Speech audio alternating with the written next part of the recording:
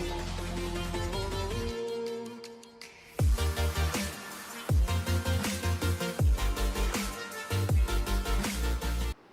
Students, welcome to IIT JEE and NEET hub. इस platform पर हम आपको मैथ्स और साइंस के टफ टॉपिक्स को बहुत ही आसान तरीके से समझाएंगे, जिनके जरिए आप अपने बेसिक कॉन्सेप्ट को क्लियर कर सकते हैं। Hello everyone, welcome to our channel. This is Jay Kumar Dhankar. हम लोग पढ़ रहे हैं कॉम्प्लेक्स नंबर। इससे लास्ट वीडियो में हम लोग ने क्या क्या टॉपिक कवर किए थे? Argand plane and polar representation of a complex number. आज के वीडियो में हम लोग टॉपिक करने जा रहे हैं, that is quadratic equation and square root of a complex number. सबसे पहले देखते हैं क्वाड्रेटिक इक्वेशन। अब आप लोग के मन में ये आ रही होगी कि क्लास 10th में भी क्वाड्रेटिक इक्वेशन पढ़े थे और क्लास 11 में अगेन क्वाड्रेटिक इक्वेशन पढ़ रहे हैं। तो एक चीज़ बताना चाहता हूँ, क्लास 10th के क्वाड्रेटिक इक्वेशन और क्लास 11 के क्वाड्रेटिक इक्वेशन में बहुत ज़्यादा डिफरेंस है। अब क्या डिफरेंस है, क्या ऐसी ज़रूरत पड़ी जो क्लास 10th में क्वाड्रेटिक इक्वेशन में उस टॉपिक को कवर नहीं किया जा सका, जो क्लास 11 में करने की ज़रूरत पड़ी? तो आइए देखते हैं quadratic equation.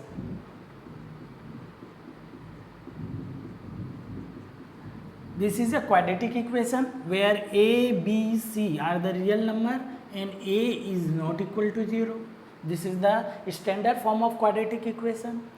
Quadratic equation means x का जो highest power है, variable का जो highest power है, वो क्या होना चाहिए? 2 होना चाहिए. Whether this term is not there, b is equal to 0 और c square 0, but a is not equal to 0, तो इसको बोलते हैं क्वाड्रेटिक इक्वेशन। तो इसको सॉल्व करने का तरीका क्या होता था? उसमें बहुत सारे क्लास 10th में मेथड पढ़े थे। एक पढ़े थे क्वाड्रेटिक फार्मूला मेथड, जिसको श्रीधराचार्य मेथड भी कहा जाता है। तो what is the solution of this quadratic equation? x is equal to minus b plus minus under root b square minus 4ac upon 2a, where this b square minus 4ac is what? Discriminant. इसको क्या बोला जाता है? Discriminant. अब ये discriminant क्या बताता है? ये क्वाड्रेटिक इक्वेशन का नेचर बताता है। ठीक है, without solving the quadratic equation we have to find whether the roots of a quadratic equation are which category, whether it is the real roots or imaginary roots, whether they are equal or unequal. तो ये discriminant ही बताता है कि ये जो quadratic equation है उसके जो रूट्स होंगे, उसके रूट्स कितने होंगे? यहाँ पे एक्स स्क्वायर है तो इसके 2 वैल्यूज होंगे, that is alpha and beta. This are the roots. D क्या है? Discriminant. First case, when d is equal to 0, then roots are real and equal. means अगर d का वैल्यू, इस अंडर रूट का वैल्यू अगर 0 होता है, ठीक है, तो उस केस में क्या होते हैं? ये जो रूट्स हैं अल्फ़ा एंड बीटा, ये दोनों के दोनों क्या होंगे? रियल नंबर होंगे और दोनों आपस में क्या होंगे? इक्वल होंगे। मतलब x का जो भी वैल्यू है वो दोनों क्या होंगे? इक्वल होंगे। This is the first case. Second case, when d greater than 0, then roots are real and distinct. ठीक है, यहाँ पर क्या हो रहा है कि ये दोनों भी रूट्स है वो दोनों रियल नंबर होंगे और दोनों अलग होंगे। तो ये था first case, second case and third case. When d less than 0, d is equal to 0, d greater than 0 means positive number, d का कोई भी पॉजिटिव वैल्यूज हो, d लेस देन 0 मतलब d का कोई भी वैल्यू नेगेटिव हो, तो वहाँ पर क्या बोलते थे? Roots are imaginary and distinct. उस केस में क्या बोलते थे कि जो रूट्स हो रहे हैं वो रियल नहीं होकर क्या होंगे? इमेजिनरी होंगे। अब क्लास 10 तक हम लोग क्या करते थे?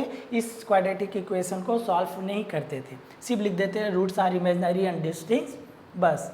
अब उस केस को, ये जो थर्ड केस है उसको रेक्टिफाई करने के लिए फिर हम लोग क्लास 11th में पढ़ेंगे कि how to find the roots of a quadratic equation when case arises d less than 0।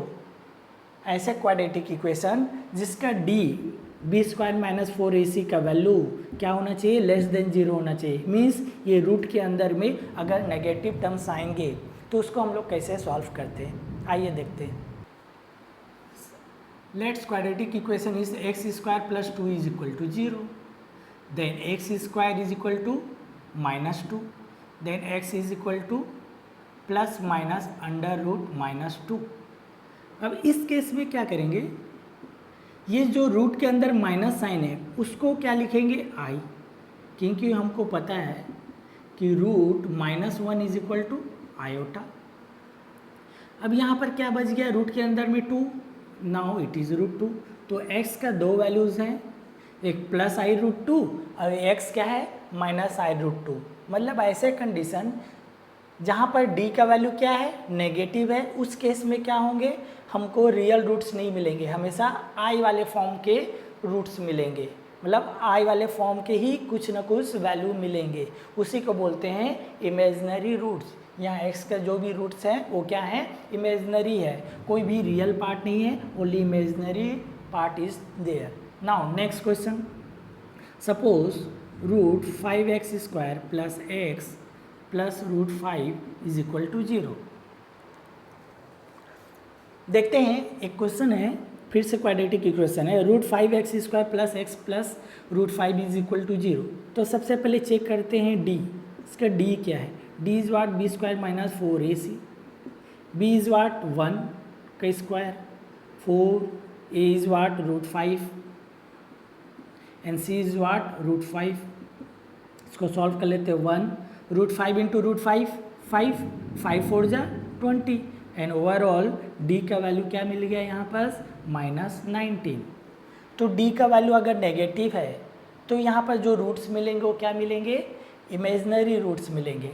अब यहाँ पर फॉर्मूला क्या होता है, x is equal to minus b plus minus under root d upon 2a, put it here, यहाँ पर put करो तो b का वैल्यू क्या है -1 plus minus under root d का वैल्यू हम लोग पहले निकाल चुके हैं -19 अपॉन 2 इंटू a का वैल्यू क्या है रूट 5, तो ये हो गया 2√5। फिर से x का वैल्यू क्या होगा, -1 तो रहेगा, ये प्लस माइनस, यहाँ पर जो भी माइनस साइन है उसके जगह में i लिखेंगे, तो ये हो गया i, अब रूट के सामने क्या हो गया √19 upon 2√5, this is our answer. तो जो पहला रूट होगा वो -1 प्लस i√19 अपॉन 2√5, जो सेकेंड रूट है वो -1 माइनस i√19 अपॉन 2√5। तो इसी तरह क्वाड्रेटिक इक्वेशन को हम लोग सॉल्व कर सकते हैं by using complex number when d is less than 0। Means d का जब जब वैल्यू अगर नेगेटिव आता है तो वहाँ पर हम लोग को कौन सा रूट्स फाइंड आउट होंगे, इमेजनरी रूट्स। एक और क्वेश्चन देखते हैं, x square plus 3x plus 9 is equal to 0। First find out d, d is equal to b square minus 4ac, b 3 के square 9 minus 4a 1 and c 9, then d is equal to 9 minus 9 4 जा 36। now 9 minus 36 minus 27। now what is the solution of this quadratic equation, x is equal to minus b plus minus under root d upon 2a, put it here, minus b, what is the value of b, -3 plus minus under root d value क्या है यहाँ पास -27 upon 2a, a is what 1। फिर इसको solve कर लेते हैं, -3 plus minus, मैंने बोला कि रूट के अंदर माइनस है, उस माइनस साइन के जगह में रूट के बाहर क्या लिखना है i, फिर उसके बाद हो जाएगा √27 अपॉन 2। इसको और सॉल्व करेंगे, √27 को क्या लिख सकते हैं हम लोग, 27 इज इक्वल टू 3 इंटू 3 3 जा 9 9 3 जा 27, तो ये पेयरिंग करेंगे तो √27 इज इक्वल टू 3√3। तो यहाँ पर लिख सकते हैं I 3√3/2। This is our answer. फिर से देखो, सब टर्म सेम रहेंगे, बस रूट के अंदर जो माइनस साइन है उस रूट के बाहर में हम लोग को क्या लिखना है, I लिखना है। बाकी रूट के अंदर जो भी नंबर है वो रूट के अंदर में रहेंगे। अगर परफेक्ट स्क्वायर है तो रूट के बाहर चले जाएंगे, इम्परफेक्ट स्क्वायर रहेंगे वो रूट के अंदर में ही रहेंगे। That is the solution. तो जितने भी ऐसे क्वाड्रेटिक इक्वेशन होंगे जिसका डी नेगेटिव होगा उसको इस मेथड से सॉल्व करेंगे। Now next topic is how to find the square root of any complex number. अब देखते हैं कि कोई भी कॉम्प्लेक्स नंबर का स्क्वायर रूट कैसे निकालेंगे। ठीक है, तो कुछ एग्जाम्पल से देखते हैं। अगर बाय द वे अगर मुझे निकालना है स्क्वायर रूट ऑफ -7 - 24i, ठीक है, यहाँ पर देखो हमको स्क्वायर रूट किसका निकालना है, एक कॉम्प्लेक्स नंबर का। तो एक कॉम्प्लेक्स नंबर कोई भी रैंडमली ले लो, -7 - 24i। ठीक है, अब ये जो प्रोसीजर हम लोग फॉलो करेंगे वो कोई सा भी कॉम्प्लेक्स नंबर है जिसका स्क्वायर रूट निकालना है, we have to follow that procedure only. Step by step हर क्वेश्चन में हमको वही प्रोसेस को फॉलो करना होगा। तो देखते हैं -7 - 24i। तो कोई भी, जैसे कि हम लोग को पता है कि कोई भी नंबर के स्क्वायर रूट निकालने से वही रियल नंबर है तो रियल नंबर ही मिलते हैं। तो अगर कॉम्प्लेक्स नंबर के स्क्वायर रूट निकलेंगे तो इसका भी आंसर क्या होगा, कहीं ना कहीं कॉम्प्लेक्स नंबर ही होगा।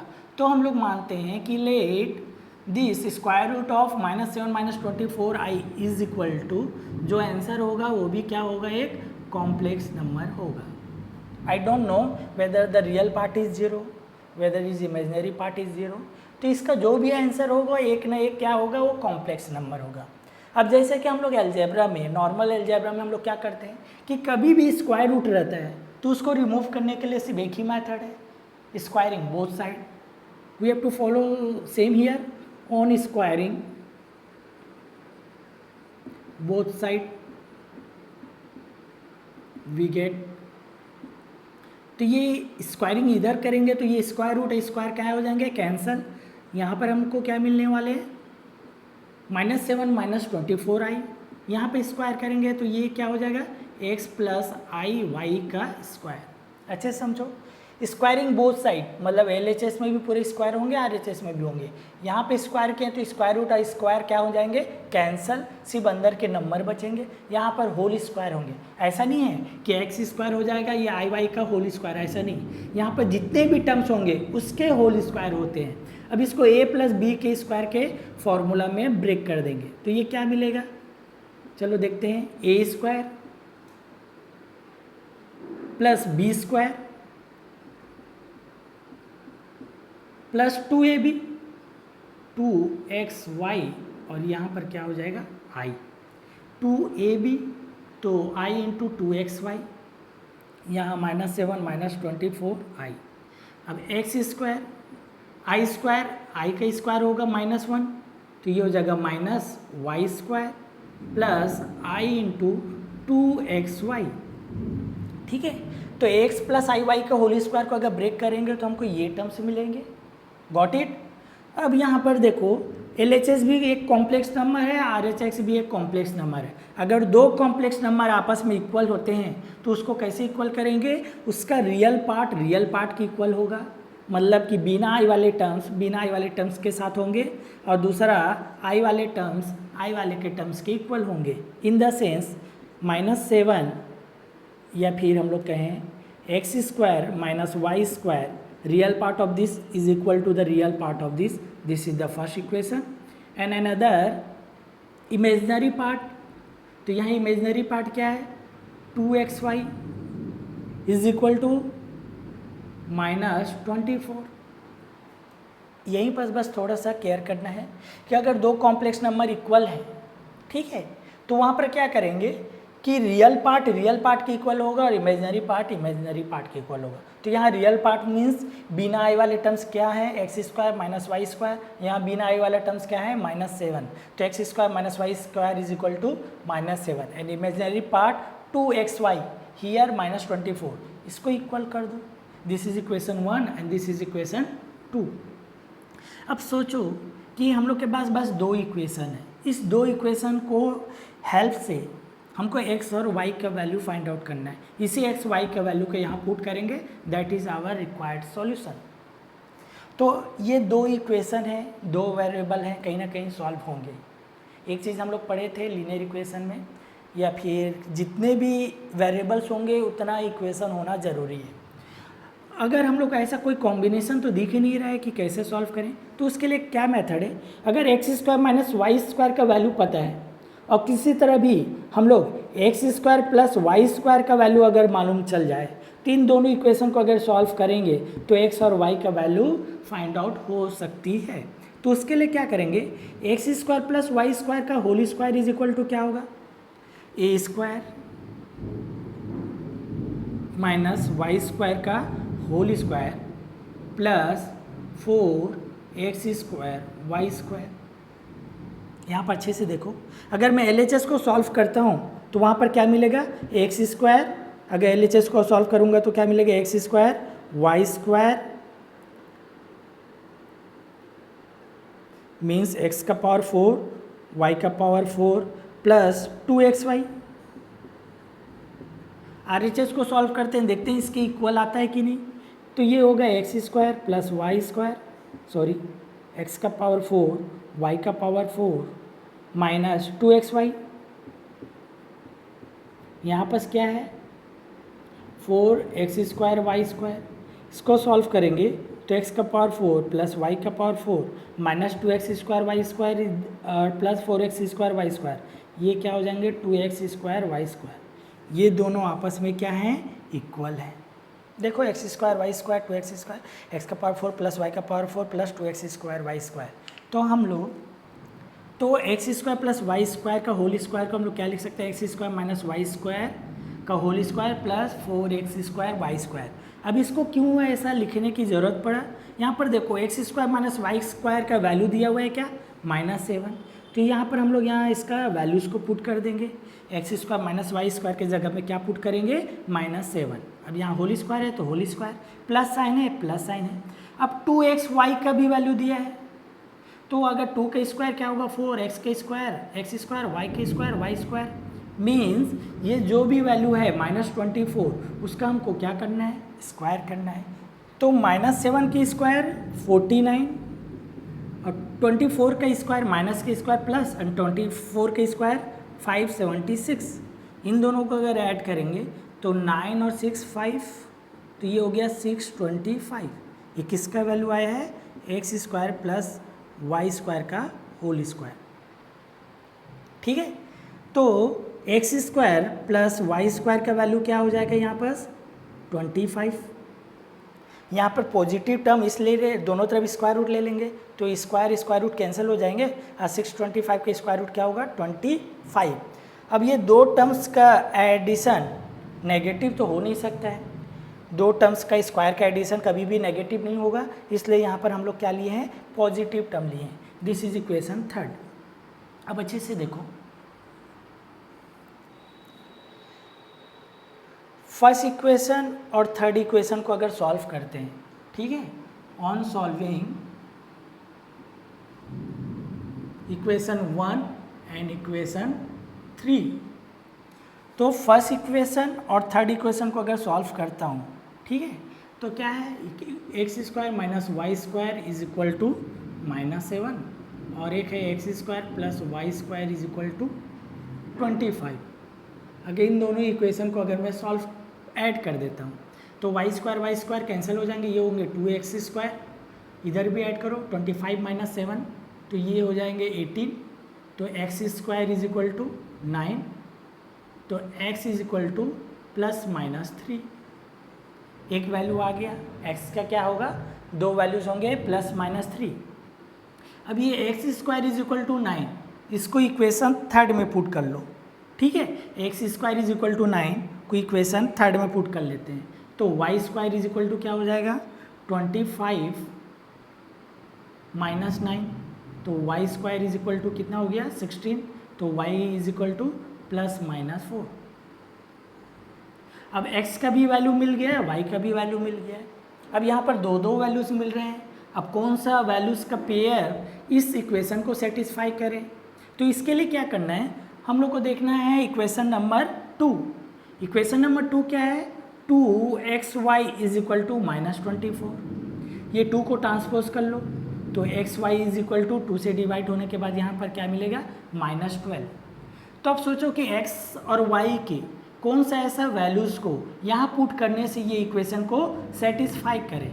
अब यहाँ पर देखो नेगेटिव टर्म है, तो इन दोनों में से कोई एक नेगेटिव होगा और एक पॉजिटिव होगा, तभी ओवरऑल नेगेटिव टर्म मिलेंगे। इसलिए इसका पहला आंसर क्या होगा, या तो फिर ये x इज इक्वल टू 3 और y इज इक्वल टू -4 हो, या फिर x इज इक्वल टू -3 और y इज इक्वल टू 4। अब इन दोनों में देख लो, 3 4 जा 12 -12 -3 इंटू 4 ऑल्सो विल गेट -12। तो ये दो कंडीशन हो सकते हैं जहाँ पर हम इन दोनों का मल्टीप्लिकेशन का वैल्यू क्या होना चाहिए, -12। फिर से एक बार देखो, ये जो थर्ड इक्वेशन था, sorry second equation 2xy is equal to -24, इसको रख लिए, 2 को ट्रांसपोज कर लिए 24। अब ये xy का कौन सा वैल्यूज़ को ये इक्वेशन सेटिस्फाई करता है, दैट इज़ आवर आंसर। तो यहाँ पर सोचो कि x और y को मल्टीप्लाई करने से -12 होना चाहिए। तो अगर नेगेटिव है तो कोई भी x या y, इन दोनों में से कोई एक नेगेटिव होना चाहिए या दूसरा पॉजिटिव होना चाहिए। तो x equal to 3 into -4 -12, -3 into 4 will get also 12। तो x प्लस y का वैल्यू क्या हो जाएगा, 3 माइनस i इंटू 4 और -3 plus i into 4। This is our required solution. तो हमेशा दो आंसर आएंगे, कभी भी स्क्वायर रूट हम लोग निकालेंगे किसी भी कॉम्प्लेक्स नंबर का तो हमेशा दो आंसर आएंगे।